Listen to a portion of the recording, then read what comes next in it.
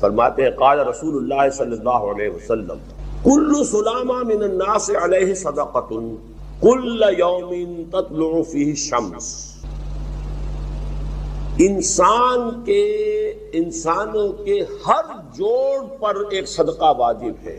ہر روز جو طلوع ہوتا ہے تو ہر جوڑ کا صدقہ. یہ انگلی کا جوڑ ہی اگر لاک ہو جاتا، آج صبح آپ اٹھتے ہو یہ لاک ہے تو کیا ہوتا؟ گھٹنا لاک ہو جاتا، کونی لاک ہو جاتی. صبح کو انسان اٹھے کہ میں بھلا چنگا ہوں. کل یوم تطلع فی الشمس، ہر دن جس میں کہ سورج جو ہے طلوع ہوتا ہے اس میں ہر جوڑ پر ایک صدقہ واجب. اس کو شیخ سعدی نے بہت خوبی سے کہا ہے. ہر سانس جب انسان کے اندر جاتا ہے موجب تقویت ہوتا ہے. آکسیجن گئی، قوت ملی، اسی کو برن کریں گے انرجی ملے گی. سانس باہر نکلتا ہے، یہ صفائی کا ذریعہ بنتا ہے. کاربن ڈائی آکسائڈ اور بہت سی چیزیں نکل گئی. بس بر ہر نفس 2 شکر واجب ہے. ہر سانس پر 2 مرتبہ شکر کرنا چاہیے. ہر سانس اندر گیا موجب تقویت، باہر بنا موجب تنقیح. لہذا پس بر ہر نفس 2 شکر واجب. تقریباً اسی طرح کا یہ معاملہ ہے. لیکن اب یہ کیسے صدقے ہوں گے؟ اس صدقے ہی کے جیسے کہ پہلے آ چکا ہے اسی کی یہ تعریف میں ہے. تعدل بین اثنین صدقۃ، 2 آدمیوں کے درمیان عدل کراؤ، فیصلہ کرا دو عدل کے ساتھ، یہ بھی صدقہ ہے. تعین الرجل فی دابتہ فتحملہ علیہا اور ترفع لہ علیہا متاعہ صدقۃ. اور تم مدد کرو کسی انسان کی اس کی سواری کے معاملے میں کہ اسے اس پر چڑھنے میں مدد دو، یا یہ کہ اس کی کوئی چیز اس کا سامان نیچے سے اٹھا کے پکڑا دو. اونٹ پر سوار ہو گیا ہے، اب نیچے سے سامان پکڑا رہے ہیں، یہ بھی صدقہ ہے. والکلمۃ الطیبۃ صدقۃ، ہر پاک بات جو اپنی زبان سے نکالو گے وہ صدقہ ہے. فلیقل خیرا او لیصمت، بات صحیح کرے، اچھی کہے یا خاموش رہے. ہر اچھی بات جو زبان سے نکلتی صدقہ ہے. وبکل خطوۃ تمشیھا الی الصلاۃ صدقۃ، اور ہر قدم جو وہ نماز کے لیے جاتا ہے تو اٹھاتا ہے یہ صدقہ ہے. وتمیت العزا عن الطریق صدقہ، اور راستے میں سے کوئی اذیت شے کو، اذیت بخش چیز کو دور کرتا ہے. کہیں روڑا پڑا ہوا ہے، کہیں کچھ اور ہے، کوئی ٹھوکر کھا جائے گا، تو ہو سکتا ہے کوئی اندھا گزرے، اس کے لیے کوئی مصیبت ہو جائے، اس کو اگر ہٹاتے ہوئے چلے گا یہ بھی صدقہ. عالم آخرہ کوئی ہے یا نہیں ہے کیا پتا، کس نے آ کے بتایا مرنے کے بعد؟ زیادہ اس بحث میں نہ پڑھو. یہ عالم دنیا تو ہے نا، اٹس ویری مچ پریزنٹ. زیادہ ساری توجہ اس پر صرف کرو. تو خدا کے مقابلے میں کائنات پر توجہ، روح کے مقابلے میں مادے اور جسم پر توجہ، حیات اخروی کے مقابلے میں حیات دنیاوی پر توجہ. یہ ہے اصل میں کرکس آف دی میٹر، اس تہذیب جدید کا خلاصہ. اس اعتبار سے میں کہہ رہا ہوں کہ بعض باتیں میری آپ کو تو ایسی لگے گی کہ جو شاید ماحول سے کچھ زیادہ متعلق نہیں، لیکن وہ دین کی بڑی بنیادی بات ہے. دیکھیے اللہ تعالیٰ نے جو مخلوقات پیدا کی ہے ان میں ایک تقسیم تو ہو سکتی ہے ذی حیات اور بغیر حیات، جاندار چیزیں اور بے جان چیزیں. بے جان چیزیں بے شمار، یہ تمام فلکیات، یہ پوری کائنات، یہ زمین، یہ پہاڑ، یہ شجر و حجر. لیکن ایک ہے جاندار. ان جانداروں میں ایک تقسیم ہے.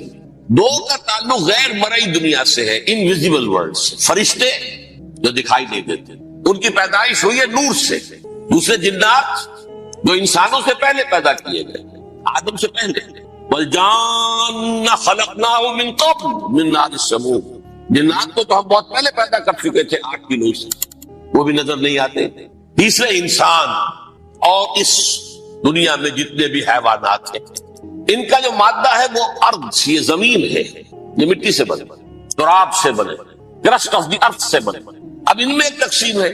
ایک وہ ہے، ان تمام میں شعور تو ہے، حیوانات میں بھی شعور ہے، خود شعوری جسے کہتے ہیں سیلف کانشسنس، یہ صرف 3 میں ہے، فرشتہ، جن اور انسان. حیوانات میں خود شعوری نہیں، کانشسنس ہے، سیلف کانشسنس نہیں. دونوں کی بات سے سمجھا دوں آپ کو. میں دیکھ رہا ہوں، آپ مجھے دیکھ رہے ہیں. کتا بھی کوئی یہاں ہوتا تو مجھے دیکھ رہا ہوتا، لیکن کتے کو مجھے دیکھتے ہوئے یہ احساس نہیں ہوتا کہ میں دیکھ رہا ہوں.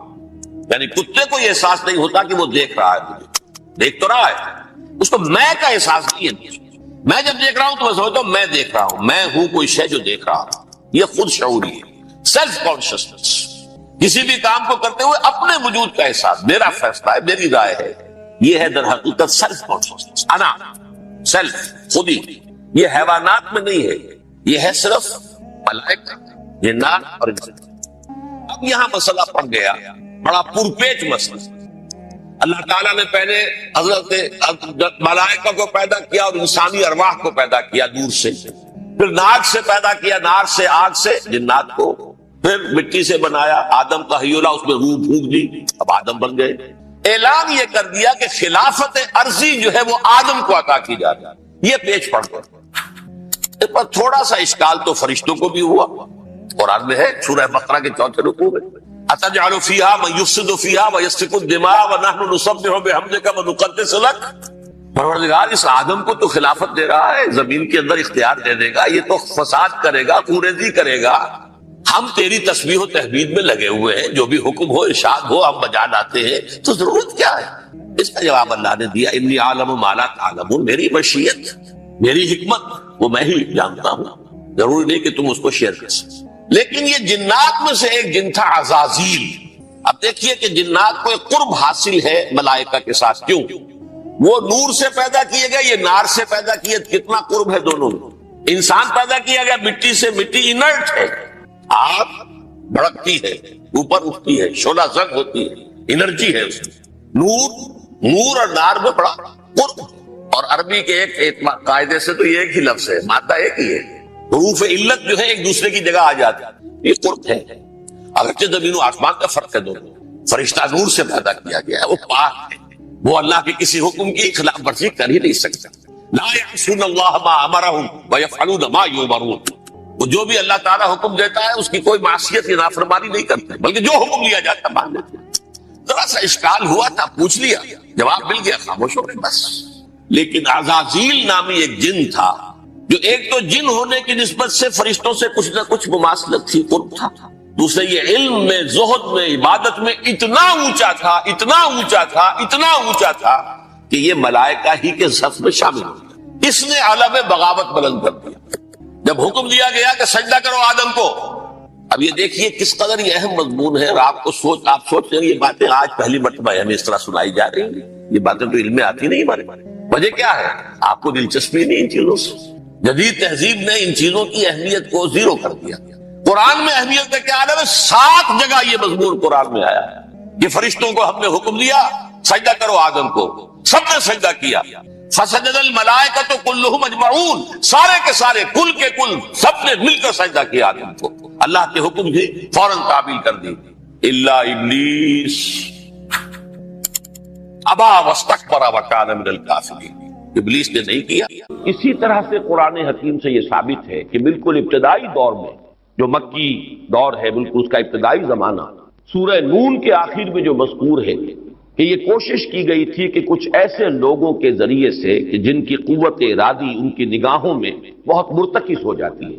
یہ عملیات میں ایک خاص معاملہ یہ بھی ہوا کرتا تھا، اور اب بھی شاید کچھ لوگ یہ پریکٹس کرتے ہیں کہ اگر باقاعدہ ریاضت کر کے اپنی نگاہوں میں ایک خاص قسم کی تاثیر پیدا کر لی جائے. بلکہ مولانا امین احسن اصلاحی صاحب نے اس کا تذکرہ کیا تھا ایک مرتبہ، جب زمانہ طالب علمی میں نے 2 تربیت گاہیں منعقد کی تھی، اور اس میں درس قرآن مولانا اصلاحی صاحب نے دیا تھا کہ آج کل بھی بعض لوگ یہ کرتے ہیں کہ رات کے پچھلے پہر اٹھ کر نہا دھو کر سفید براق کپڑے پہن کر پھر بیٹھتے ہیں اور کسی بالکل سفید کاغذ پر ایک چھوٹا سا نقطہ لگاتے ہیں اور پھر نگاہوں کو اس پر جمانے اور مرتکز کرنے کی مشق کرتے ہیں. کتنی دیر تک پلک جھپکے بغیر آپ اس نقطے کو دیکھ سکتے ہیں. اگر یہ مشق کی جائے، یہ ایکسرسائز کی جائے، یہ ریاضت کی جائے تو آنکھوں میں ایک ایسی چمک پیدا ہو جاتی ہے کہ اگر گھور کر کسی کو دیکھا جائے تو اس کی قوت ارادی کو آپ مشمہل کر سکتے ہیں. وہ ایک دم دبا ہوا محسوس کرے گا اور آپ کا غلبہ اس کے اوپر ہو جائے گا نفسیاتی اعتبار سے.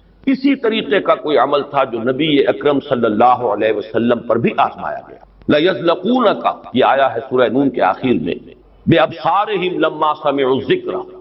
یہ لوگ چاہتے ہیں کہ اپنی نگاہوں کے ذریعے سے آپ کو پھسلا دیں، آپ کے قدم ڈگمگا دیں، آپ کی قوت ارادی کو کچل دیں.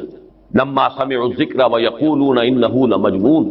جس وقت کے سورہ نون کے آغاز میں بھی آیا ہے تذکرہ کہ حضور کو کہا گیا کہ آپ کو جنون کا کوئی عارضہ ہو گیا ہے یا آپ پر کوئی آسیب آ گیا ہے، اور آخری آیت بھی جو ہے وہ آخری حصے میں پھر اسی کا یاد آ وَإِنَّهُمْ لَيُزْلِقُونَكَ بِأَبْصَارِهِمْ لَمَّا سَمِعُوا الذِّكْرَ وَيَقُولُونَ إِنَّهُ لَمَجْنُونٌ وَمِن شَرِّ حَاسِدٍ إِذَا حَسَدَ، اور حسد کرنے والے کے حسد سے جبکہ وہ حسد کرے۔ اب حسد کے ساتھ ہی نوٹ کر لیجئے، اگرچہ یہاں تو مذکور نہیں ہے، یہ نظر کا لگ جانا، عین العین حق، بعض روایات میں آیا حضور نے فرمایا اس کے اندر اثر ہے۔ انسان کسی حاسدانہ نگاہ کے ساتھ کسی پر نگاہ ڈالتا ہے، اس میں زہر ہے، یہ نگاہیں مسموم ہیں، اس میں زہر ہے موجود، سمی اثرات ہیں اور اس کے اثرات میں تو پڑتے ہیں۔ اور یہ جیسا کہ میں عرض کر رہا تھا کہ جدید دور میں جادو کے لیے بھی مثلاً حضور کے بالوں کی ضرورت پڑی، اور یہ جینیٹکس کے حوالے سے اور جینز کے حوالے سے بات آج سمجھ میں آ جائے گی، اس لیے کہ جن ارواح خبیثہ کے ذریعے سے آپ کو کام لینا ہے وہ جادو تو وہاں پڑا ہوا ہے اس کنویں کے اندر، وہ جو بھی تاثرات ہیں انہیں تلاش کرنا ہے، ان اثرات کو اس شخص معین کو، جس شخص معین پر جادو کرنا مقصود ہے، اور اس کے وجود کا کوئی جز جس کے کہ وہی جینز ہوں گے کہ جو ان کے اپنے وجود کے ہیں، ان کے حوالے سے گویا کہ یہ ایک راستہ ہے، یہ اس کی آئیڈینٹیفیکیشن کا ایک ذریعہ ہے۔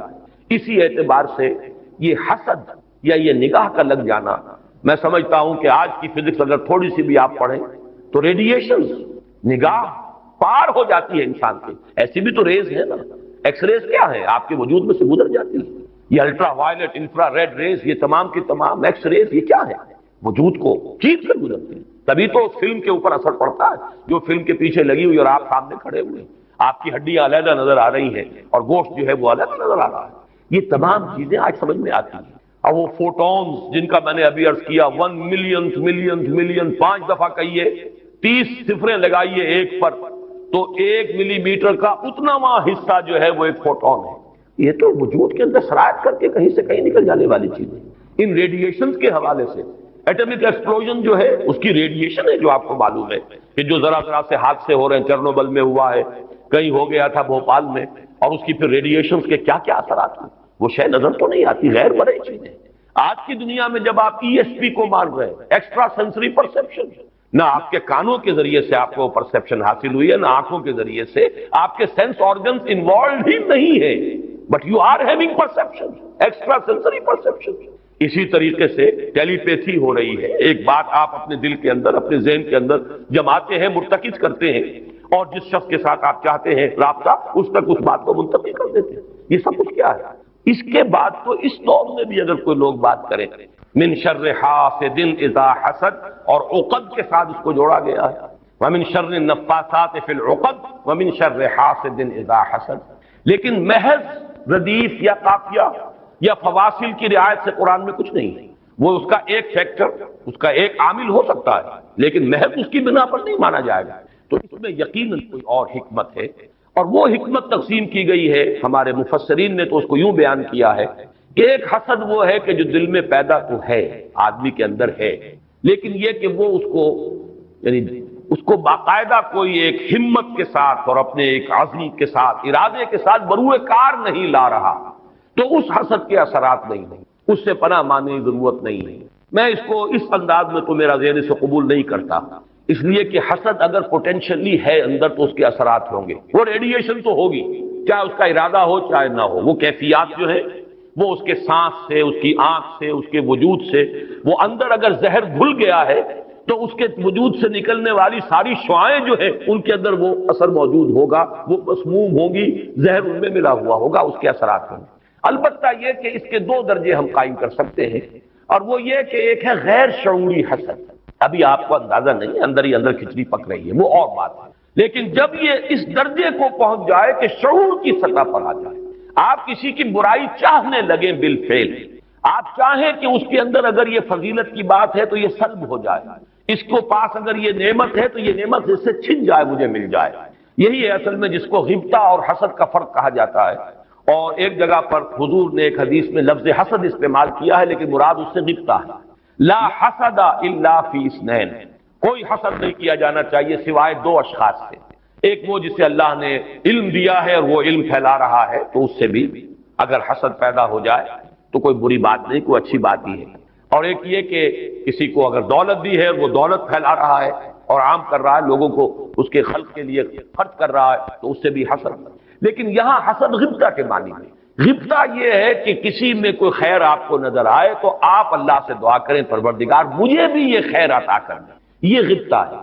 اور حسد یہ ہے کہ اس سے یہ شے چھن جائے، یہ ہے در حقیقت کے جو بری شے ہے کہ کسی نعمت کا کسی دوسرے شخص سے سلب ہو جانا، اس کی خواہش جب پیدا ہو جائے اور جب یہ شعوری سطح پر آ جائے، یعنی ایک ہے اس کا ایک وہ جو جس سے کہ ابھی اتنی اس کی انٹینسٹی نہیں ہے کہ اس سے وہ ریڈیشن ہو، اس کی انٹینسٹی اس وقت ہوگی جب کہ وہ شعور کی سطح پر آ گئی اور انسان جو ہے جل رہا ہے حسد کی آگ میں اور چاہتا ہے کہ یہ نعمت اس سے سلب ہو جائے، یہ فضیلت جو ہے اس سے چھن جائے، تو یہ شے وہ ہے یقیناً کہ اس کے اثرات، اس کو میں اس وقت جدید فزکس کی اصطلاح میں ریڈیشن کے ذریعے سے اس میں لفظ واضح کر رہا ہوں، اس کے اثرات ممتد ہوتے ہیں اور اس کے شر سے بھی پناہ مانگنے کی یہاں ہمیں تلقین کی گئی۔ تلقین محمد الرسول اللہ صلی اللہ علیہ وسلم کو ہوئی اور آپ کی وساطت سے ہم سب کو ہو رہی ہے۔ قل اعوذ برب الفلق من شر ما خلق ومن شر غاسق اذا وقب ومن شر النفاثات في العقد ومن شر حاسد اذا حسد۔ میں جب بھی یہ سورت پڑھتا ہوں تو اگرچہ یہ کہیں مجھے کوئی معصور تو یہ شے نہیں ملی ہے، لیکن اس کے فوراً بعد بالکل کسی تصنع کے بغیر میرے یہ الفاظ بھی زبان پر آ جاتے، اللہم انی اعوذ بک یا رب الفلق من شر ما خلقت ومن شر غاسق اذا وقب ومن شر النفاثات في العقد ومن شر حاسد اذا حسد۔ اسی طرح قل اعوذ برب الناس ملک الناس، تو وہاں بھی اللہم انی اعوذ بک یا ربی و رب الناس و یا الہی و الہ الناس و یا ملکی و ملک الناس۔ تو اس طریقے سے گویا کہ اس لفظ قل کیونکہ یہ فعل امر ہے، حکم ہے، تو اس پر ہم اگر فوری طور پر اس کی تعمیل کیا کریں تو یہ اگرچہ معصور نہیں ہے، میں صرف اپنے ذوق کی بات کہہ رہا ہوں، اور بہرحال اس میں کوئی شے ممنوع نہیں ہے، دعا تو ہم مانگ سکتے ہیں، تو دعا ہی کی شکل ہے، تو جو الفاظ ہمیں اللہ نے تلقین کیے ہوں انہی کے حوالے سے ہم وہ دعا مانگے، تعوذ کریں۔ قل اعوذ بک، قل کو چھوڑ دیجئے، اعوذ بک، اللہم انی اعوذ بک یا رب الفلق من شر ما خلقت۔ اب یہ خلقہ کی بجائے مخاطب کیونکہ ہم کر رہے ہیں اللہ کو، من شر ما خلقت، آگے چونکہ تو الفاظ رہیں گے ان میں کوئی تبدیلی کی ضرورت نہیں ہے۔ مولانا محمد قاسم نانوتوی دیوبند کے مؤسسین میں سے، مولانا رشید احمد گنگوہی اور مولانا محمد قاسم نانوتوی رحمہم اللہ، یہ دو ہیں اصل میں یہ دارالعلوم دیوبند کے مؤسس، اس کی ابتدا کرنے والے۔ ان کے شاگرد شیخ الہند، ان کے شاگرد علامہ شبیر احمد عثمانی، تو انہوں نے یہی الفاظ لکھے ہیں کہ استاد الاستاذ نے جو بات لکھی ہے وہ میں بیان کر رہا ہوں۔ ویسے یہ کہ مولانا عبدالعزیز شاہ عبدالعزیز رحمۃ اللہ علیہ نے بھی اس پر کوئی کتاب لکھی ہے، وہ بہرحال میری نظر سے نہیں گزری، وہ تمثیل اب میں بیان کر رہا ہوں، بڑی پیاری تمثیل ہے۔ انہوں نے تمثیل یہ دی ہے کہ اگر کوئی باغبان یا کوئی اور کھیتی کرنے والا جو ایک پودا لگاتا ہے، کوئی فصل ہے، اس کا کوئی ایک جو ہے بیج یا دانہ پھوٹا ہے، اب یہ جو پودا ہے باغبان یہ چاہتا ہے یہ پروان چڑھے، پھلے پھولے، اسے کوئی گدن نہ پہنچے، کوئی نقصان نہ ہو، اس کی حفاظت کا بندوبست کرے گا تاکہ جس کام کے لیے یہ پودا لگایا وہ مقصد حاصل ہو۔ پودا تو مقصود نہیں ہے، مقصود تو اگر آم کا پودا ہے تو آم کا پھل اس سے حاصل کرنا مقصود ہے۔ تو چار قسم کی اس کے اوپر آفات آ سکتی ہیں۔ پہلی آفت مثلاً حیوانات، جو سبزی خور حیوان ہے وہ اسے کھا نہ جائے، لہذا کوئی جالا آپ اس کے گرد جالی لگاتے ہیں، کوئی باڑ لگاتے ہیں، اس سے بچاتے ہیں، اور یہ جو جانور آ کر کھائے گا، بکری فرض کیجیے کھا جاتی ہے آ کر، تو یہ کوئی اس کی نیت آپ کو ضرر پہنچانے کی نہیں ہے، یہ اس کی طبعی ایک خاصیت ہے، یہ تو اس کی جبلت ہے، یہ اس کی طبیعت ہے، اس کا تقاضا ہے، آپ سے کوئی دشمنی نہیں ہے اس سے، بلکہ یہ کہ در حقیقت اس کی اپنی طبیعت کا ایک تقاضا ہے۔ چنانچہ وہ شعر بھی انہوں نے کوٹ کیا ہے، ایسے اقرب ناز پے کی نسل اقتضائے طبیعتش نسل، بچھو جو ڈنک مارتا ہے تو یہ آپ سے کوئی دشمنی اسے نہیں ہے، یہ اس کی طبیعت کا، اس کی جو بھی جبلت ہے اس کا تقاضا ہے۔ سانپ کے بارے میں بھی آپ کو معلوم ہے کہ عام طور پر اگر اس کو آپ کوئی نقصان نہ پہنچائیں، پاؤں پڑتا ہے سانپ پر تو وہ ڈنک مارتا ہے اور ڈستا ہے، ورنہ عام طور پر وہ حملہ نہیں کرتا، یہ اس کے دفاع کا ایک جز ہے، اس کی خلقت کا ایک جز ہے۔ ایک خطرہ تو یہاں سے آیا، آپ نے باڑ لگا دی، آج کل جو ہے جالی لگا دی جاتی ہے لوہے کی۔ دوسرا یہ کہ اس پودے کو نشو و نما کے لیے جو چیزیں ضروری ہیں اس کی کوئی روک ہو جائے، مثلا اسے دھوپ چاہیے، کوئی ایسی چیز آڑے آ جائے کہ دھوپ کی تمازت اس تک پہنچے ہی نہ، کوئی شے ایسی سایہ کی اس کے اوپر کیے رہے، یا پانی اسے چاہیے، پانی کے سوتے خشک ہو جائے، یہ دوسری آفت ہے، پودا مرجھا جائے گا، کملا جائے گا، ختم ہو جائے گا۔ تیسری چیز یہ کہ اس پر کوئی پالا پڑ جائے، اوپر سے اولے پڑ جائیں، پالا پڑ گیا، یعنی اس کی جو حرارت غریزی ہے جس سے کہ اس کی یہ پورا وجود جو ہے وہ حرارت غریزی جو ہے وہ ختم ہو جائے، اس کے نتیجے میں بھی وہ پودا ختم ہو جائے گا۔ اور آخری شکل یہ ہے کہ کوئی دشمن ہے حاسد اور وہ آئے اسے اکھاڑ کے پھینک دے آپ کو نقصان پہنچانے کی نیت سے۔ یہ چار آفات ہیں جو اس پودے کے اوپر ممکنہ طور پر وارد ہو سکتے، یہی چار ہیں۔ قل اعوذ برب الفلق من شر ما خلق، یہ وہ خلقت میں جو شر مضمر ہے، وہ اس کے خلقت کا جز ہے۔ نیش اقرب ناس پے کی نسل اقتضائے طبیعت کی نسل، یہ تو اس کی طبیعت کا، خلقت کا، اس کا تقاضا ہے۔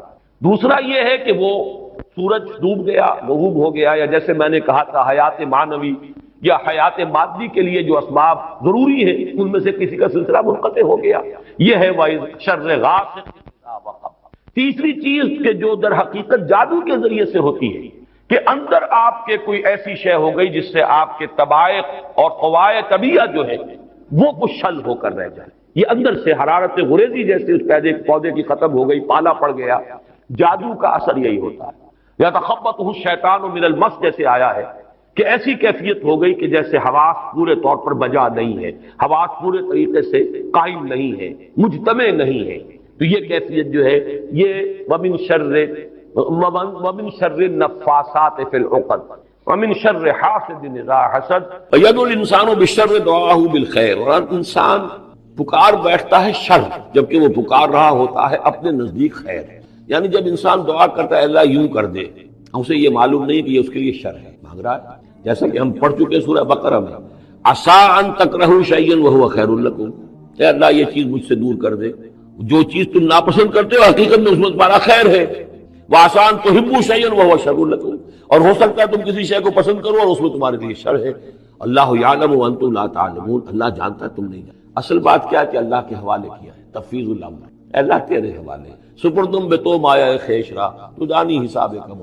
تیرے علم میں جو چیز میرے لیے خیر ہے وہ فیصلہ کرو، چاہے مجھے اچھی لگے یا بری لگے لیکن تیرے علم ہے۔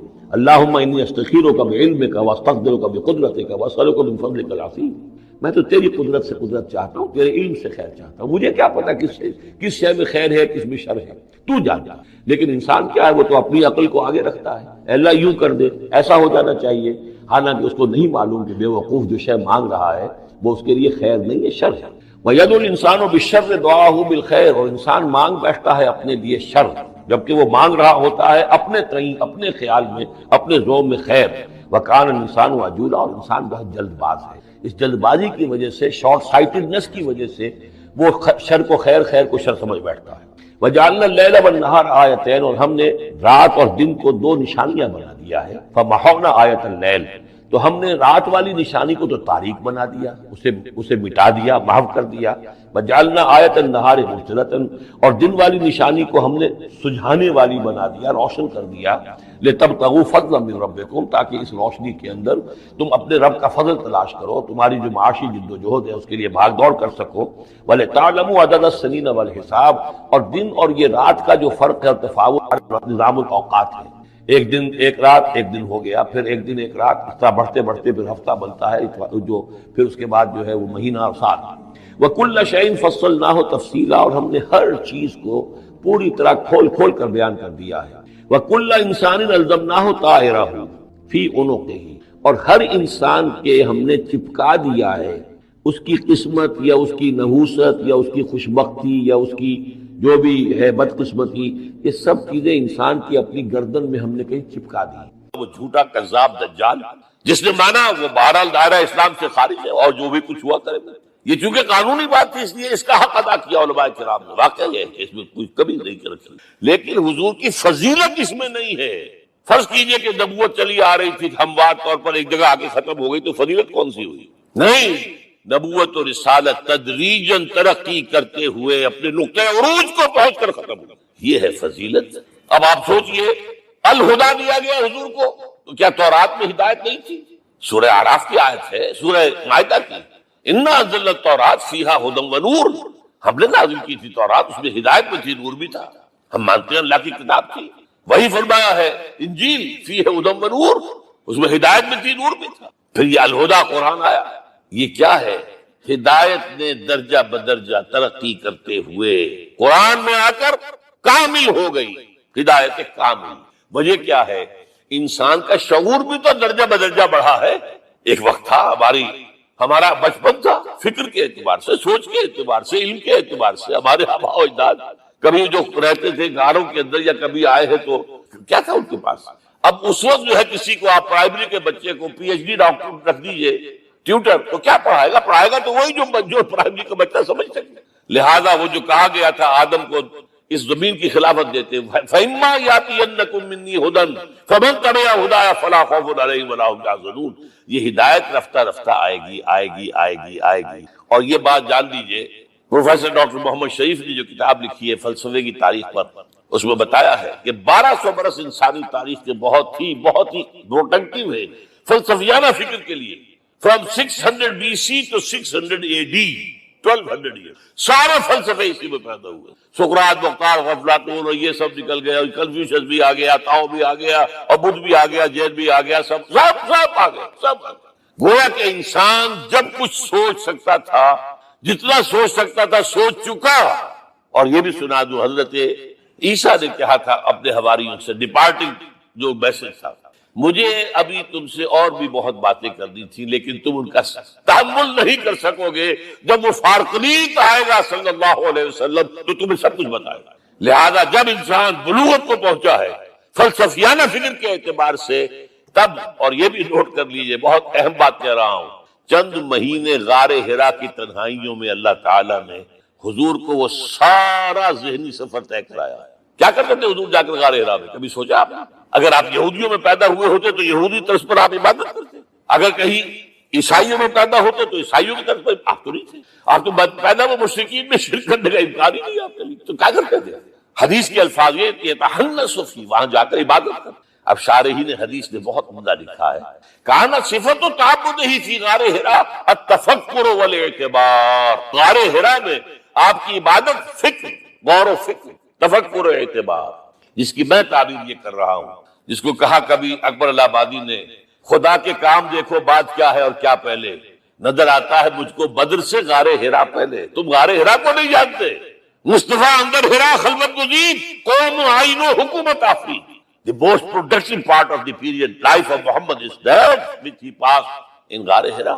فکر کی ساری جو ہے بلندیاں طے کی، تب آیا ہے اقرا بسم ربک، اب اللہ کا الہدیٰ شروع۔ اچھا، اسی طرح نمبر 2، دین حق مکمل ہوا ہے، ورنہ جب ہم کبھی غاروں میں رہتے تھے کسی میونسپلٹی کا بھی سوال نہیں، نظام کسے کہیں گے؟ پھر یہ ہے کہ قبائلی نظام آیا، چلیے ایک شیخ ہے اس کا کہنا ماننا ہے سب کو، کچھ نظام تو بن گیا نا، اور نظام جہاں آئے گا جکڑ بندی ہو جائے گی۔ اب تم فلاں قبیلے کے شخص ہو، اس کا قبیلے کا سردار یہ، تمہیں حکم ماننا پڑے گا، اس قبیلے کی روایت یہ تمہیں پیروی کرنی پڑے گی، you have to do it whether you like it or not۔ پھر آپ کی سٹی اسٹیٹس وجود میں آئی، پھر امپائرز وجود میں آ گئے، 400-500 برس سے رومن امپائر، 400-500 برس سے ایرانین امپائر عرب کے اوپر ایسے تھی جیسے افغان کے سر کے اوپر بہت بڑا جو ہے پگڑ رکھا ہوتا ہے۔ کتنا بڑا ہوتا ہے؟ وہ کسی نے شعر کہا بھی تھا، مجھے تو اب یاد نہیں، کہ سر پہ باندھے ہوئے پورا افغانستان، میرا خیال سے ضمیر جعفر۔ تو کیا تھا یہ جزیرہ نما عرب؟ یہ جزیرہ کہلاتا ہے، الجزیرہ، اس لیے کہ نیچے آپ کو معلوم ہے بحیرہ عرب، ادھر جو ہے خلیج آ رہی ہے آخر تک، ادھر سے بحیرہ قلزم جا رہا ہے، اور پھر خلیج عقبہ آ گئی ہے، تو یہ سارا جو ہے جزیرہ نما ہے، اس سے پیننسولا۔ لیکن عرب کے اوپر 2 اور ہیں، عراق عرب، شام عرب۔ عراق عرب پر قبضہ ایران کا، شام عرب پر رومیوں کا۔ اور جب یہ سلطنتیں بن گئی تو گویا کہ انسان شکنجے میں آ گیا۔ ظلم، محنت کرے کسان، عیش کرے جاگیردار، اور بادشاہ محل بنائے، لگان وہاں سے آ رہا ہے۔ از جفائے دے خدایاں کشتے دہقانہ خراب، کرگے پر بیٹھا ہوا کوئی کھدر بن رہا ہے، ٹیکس دو، بادشاہ محل بھی بنائے گا، یاشیاں بھی کرے گا، سارا نسوانی حسن جو ہے کوہ کاف کا لے آئے گا اپنے ہاں، اور پھر فوج بھی رکھے گا، ذرا تم نے گردن اٹھائی تو تمہاری سرکوبی کرنے کے لیے فوج تیار ہے۔ یہ جب جکڑ بند آئی ہے انسان پر، تب محمد کو بھیجا گیا ہے، دلی بیٹ، اسے آزاد کرانے والا، دین حق دیا گیا۔ یہ دین حق قرآن مجید میں اسی لیے کہا گیا، یہ میں کہہ رہا ہوں تکمیل رسالت النبوت، الیوم اکملت لکم دینکم واتممت علیکم نعمتی ورضیت لکم الاسلام دینا، آج میں نے تمہارے لیے تمہارے دین کو کامل کر دیا، یہ مکمل نظام زندگی ہم نے دیا ہے، پہلے تھا ہی نہیں، لہذا کسی اور نبی سے یہ نہیں کہا گیا کہ اس کو غالب کرو، میں نے آپ کو بتا دیا کہیں نہیں، نہ نوح نہ ہود نہ صالح نہ ابراہیم نہ موسیٰ نہ عیسیٰ، کوئی بھی، اور حضور سے کہا گیا یہ دین اب غالب کرو، اگر صرف تم کتاب میں لکھ کر دے جاؤ اور اس کے مثال پیش نہ کر سکو، دنیا کہے گی بہت اچھی شاعری ہے، آج بھی آپ کو معلوم ہے دی ریپبلک کتاب زندہ ہے، لیکن آج تک ایک دن کے لیے بھی وہ نظام پہ قائم ہوا ہے، ہم یہی کہیں گے کہ ٹھیک ہے یہ جو ہے ایک خواب ہے، اللہ اللہ شاء، اس کے سوا کیا یوٹوپیا ہے، اس نظام کو قائم کر کے دکھاؤ۔ اب آپ اس کو اینالائز کر لیجئے، اچھی طرح سمجھ لیجئے، it was the revolutionary role which was assigned to Muhammad صلی اللہ علیہ وسلم، نظام کو بدلنا، اسی کا نام تو انقلاب ہے، انقلاب کسے کہتے ہیں؟ دنیا میں دو نظام ایک جگہ نہیں ہو سکتے، مذہب 100 بھی ہو سکتے ایک جگہ، مذہب لمیٹڈ ہے، آپ کی ذاتی زندگی، آپ کے کچھ عقائد ہیں، کچھ عبادات ہیں، کچھ رسومات ہیں، کچھ سوشل رائٹس ہیں، یہ ہے بس، تو یہ تو 100 بھی دے کین کو ایگزسٹ۔ امریکہ میں کتنے ہیں؟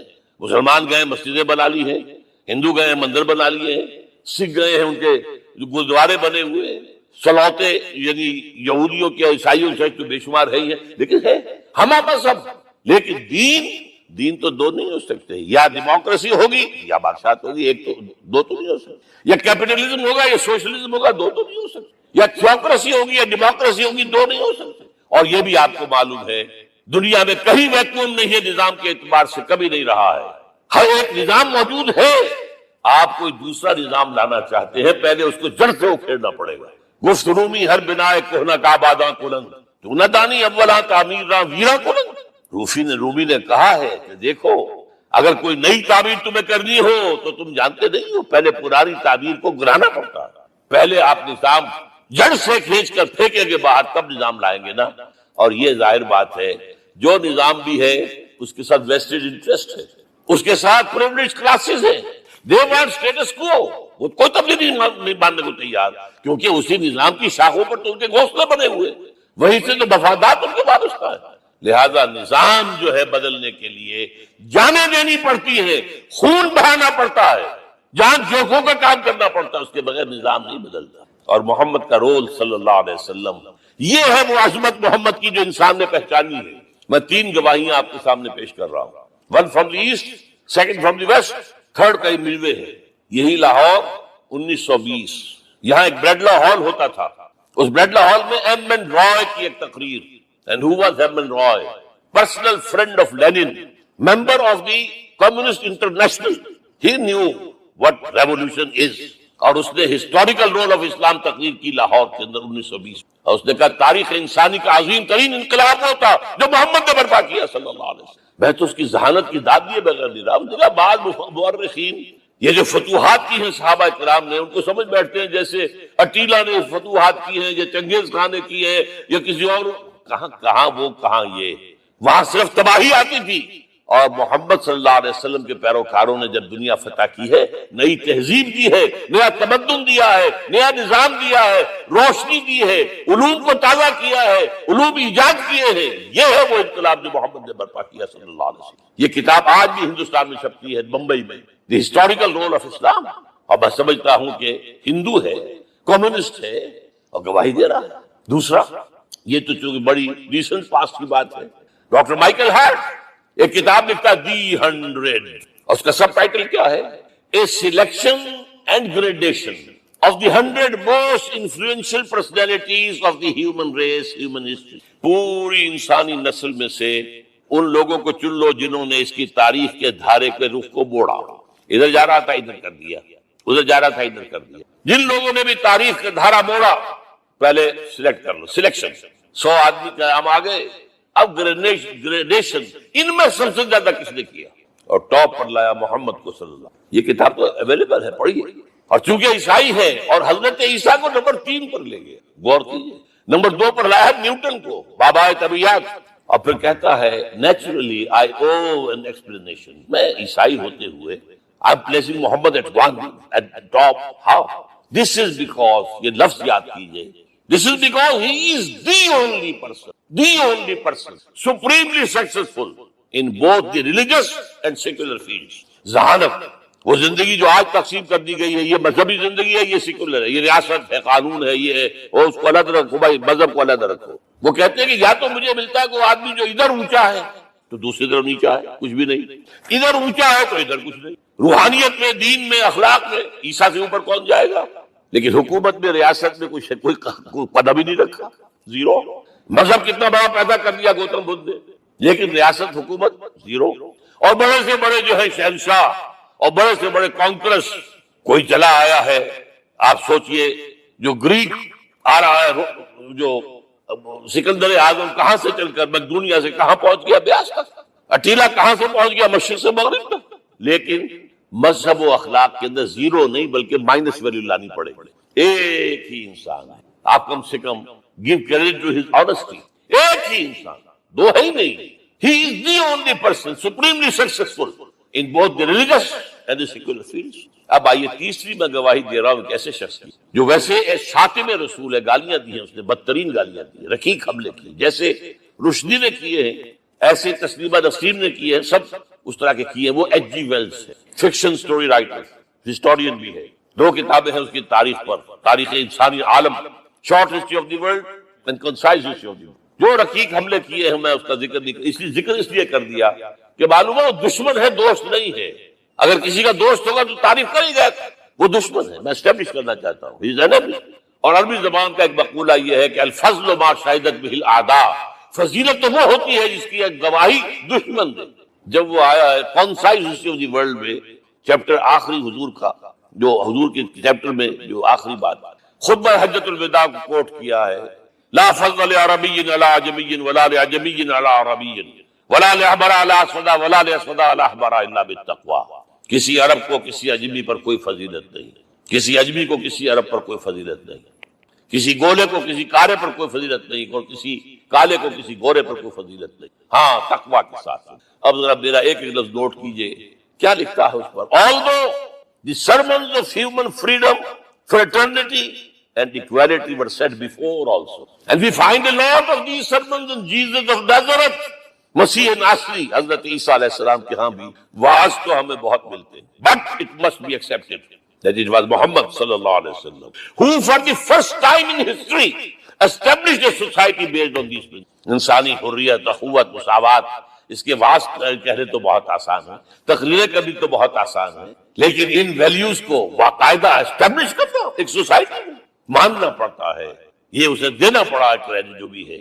لیکن ایک بات نوٹ کر لیں، مبادہ کہیں آپ میرے بارے میں سوء ظن ہو جائے، تازہ ایڈیشن جو اب اویلیبل ہے اس میں سے یہ نکال دیے گئے ہیں. آج کے جو ان کے ایڈیٹرز ہیں ان کے حلق سے نیچے نہیں اتر رہے. اتنی بڑی حقیقت.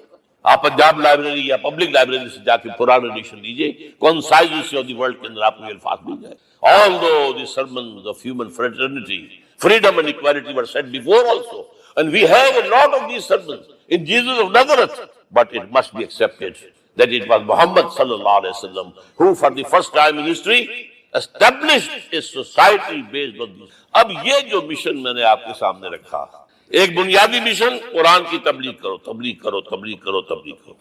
یا ایھا رسول بلغ ما انزل الیک من ربک وان لم تفعل فما بلغت رسالتہ. نمبر 2، جو دین حق دیا اسے غالب کرو، قائم کرو، نافذ کرو، اس کی مثال پیش کرو دنیا. ان دونوں میں مدد درکار تھی محمد الرسول اللہ. جیسے حضرت مسیح نے کہا تھا، وَإِذْ قَالَ عِيسَىٰ ابْنُ مَرْيَمَ لِلْحَوَارِيِّينَ مَنْ أَنصَارِي إِلَى اللَّهِ، کون ہے میرا مددگار اللہ کی راہ میں. جیسے کہ اللہ فرماتے ہیں سورہ حدید میں، بڑی پیاری آیت ہے، بڑی ریولوشنری آیت ہے، بلکہ میں لفظ استعمال بڑی ننگی انقلابی آیت ہے قرآن مجید. اتنا صاف اللہ تعالیٰ ہی سچ بول سکتا ہے، کوئی اور تو ضرور کہیں نہ کہ اس کے اوپر کوئی کپڑا ڈال کے بات کرے گا. آیت نمبر 25 آف سورۃ الحدید، لقد ارسلنا رسلنا بالبینات، ہم نے اپنے رسولوں کو بھیجا واضح نشانیوں کے ساتھ، معجزات کے ساتھ. وانزلنا معهم الکتاب والمیزان، ان کے ساتھ کتاب اتاری، شریعت اتاری، میزان اتاری، نظام اتارا. لیقوم الناس بالقسط، تاکہ لوگ عدل پر قائم ہوں.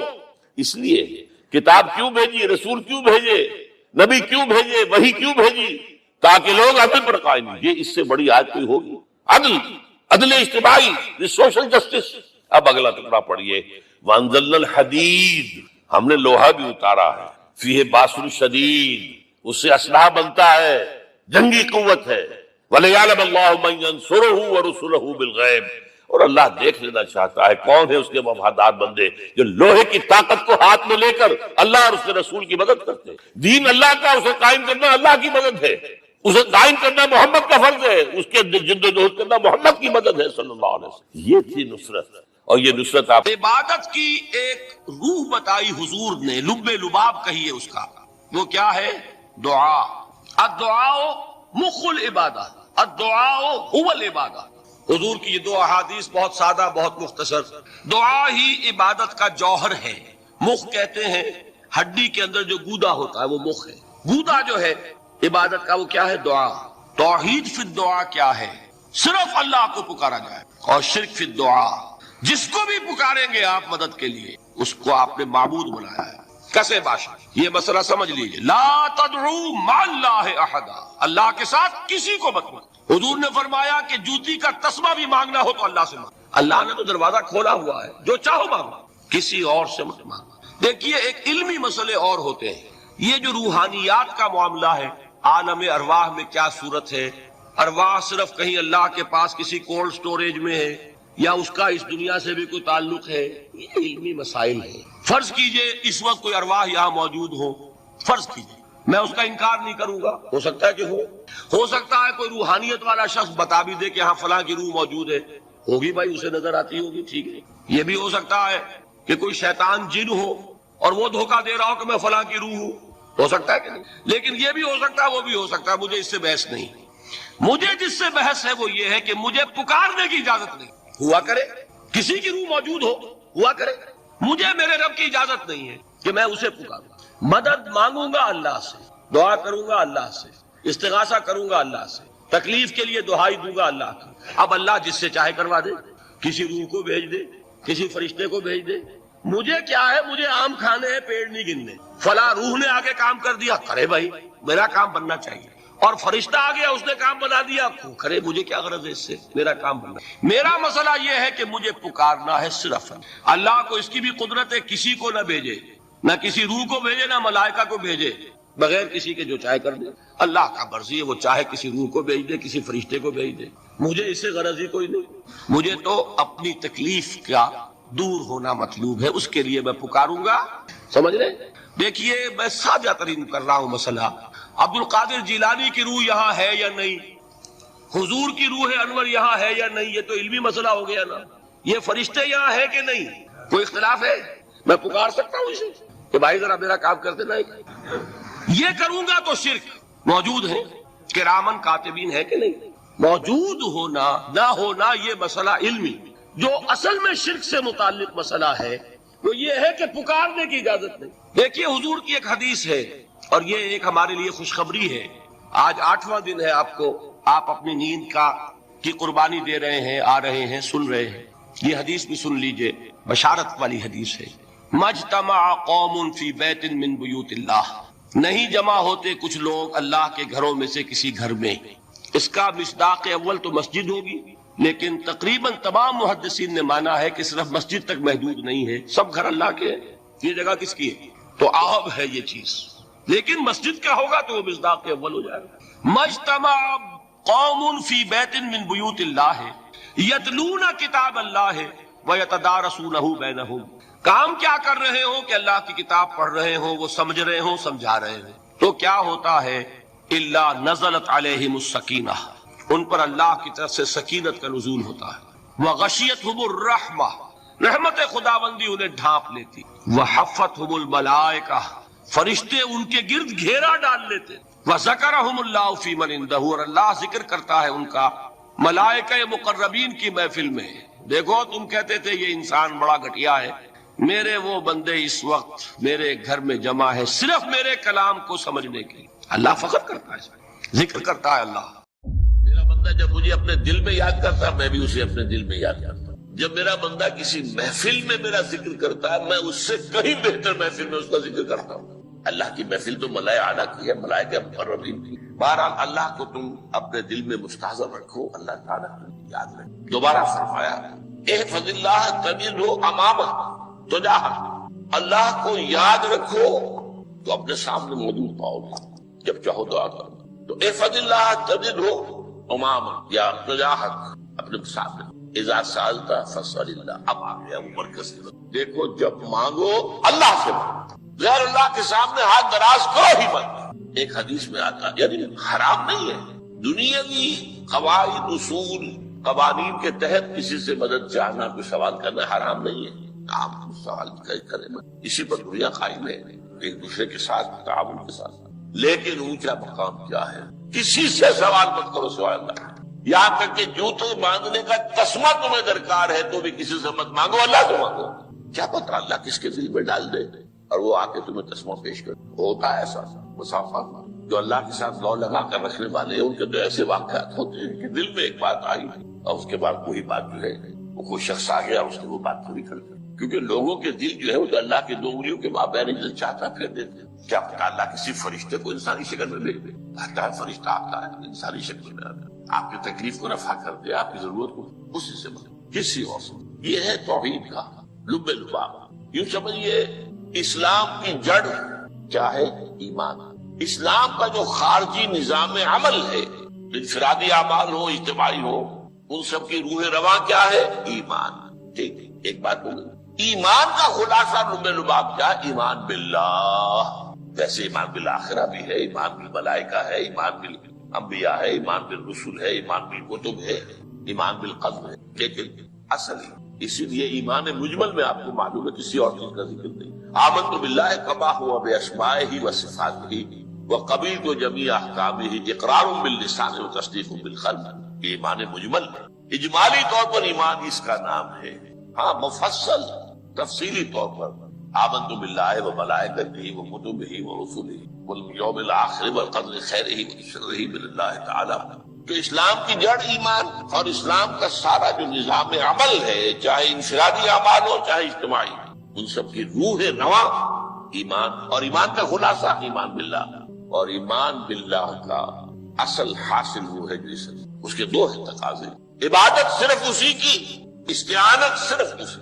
اس لیے میں نے سورہ فاتحہ کا تذکرہ شروع، یہ عبادت کا جوہر ہے، عبادت کا جو ہے یہ ایمان کا حاصل، عبادت صرف اس کی اور استعانت صرف اس کی۔ استعانت ہی میں ثواب بھی آ جائے، کبھی مدد دے، آپ کسی سے کچھ مدد مالی چاہ رہے ہیں یا کوئی اور مدد چاہتے ہیں، کسی کام میں مدد چاہتے ہیں، جیسے میں نے کہا تھا کہ سفارش کرانا چاہتے ہیں، بھی مدد۔ وَإِذَا اسْتَعَنْتَ فَاسْتَعِنْ بِاللَّهِ، اور جب مدد مانگو صرف اللہ سے مانگو۔